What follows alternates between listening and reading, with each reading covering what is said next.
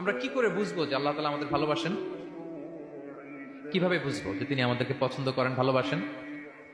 এটা বোঝার কিছু সিস্টেম আছে। এক নম্বর সিস্টেম হচ্ছে আপনি জাস্ট দেখুন যে আপনি নিজেকে কোন কাজে ব্যস্ত রেখেছেন।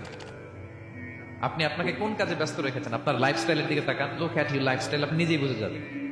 আপনি যদি দেখেন যে না, আপনার ভালো ভালো কাজে আপনার ব্যস্ততা, আপনার এঙ্গেজমেন্ট ভালো লোকদের সাথে, আপনার সার্কেলটা ভেরি গুড সার্কেল, ভালো কাজে আপনার মন টানে, আপনি ভালো কাজ করেন, যদি আপনার কার্যক্রম এরকম হয়, তাহলে বুঝে নেবেন আল্লাহ তাআলা আপনাকে ভালোবাসেন। আলহামদুলিল্লাহ।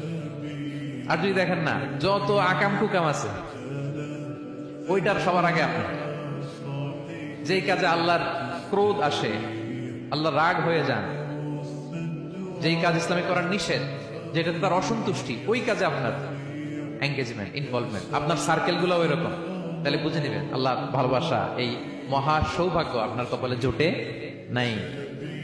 তাহলে এটা হচ্ছে একটা সিস্টেম। আল্লাহ আপনাকে ভালোবাসেন কিনা এভাবে বুঝবেন যে আপনি নিজেকে কোন কাজে ব্যস্ত রেখেছেন, একটু দেখুন, আপনি মিলাতে পারবেন।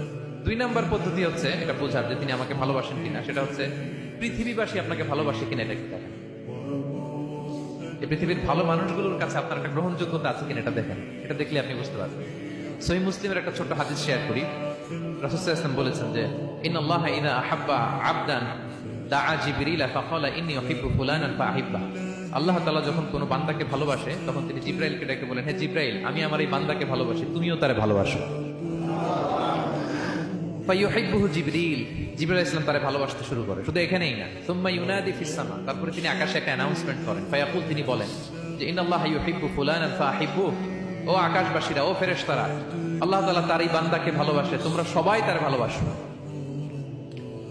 তখন ফায়ুহিব্বুহু আহলুস সামা, গোটা আকাশবাসী তারে ভালোবাসতে শুরু করে, মানে ফেরেশতারা।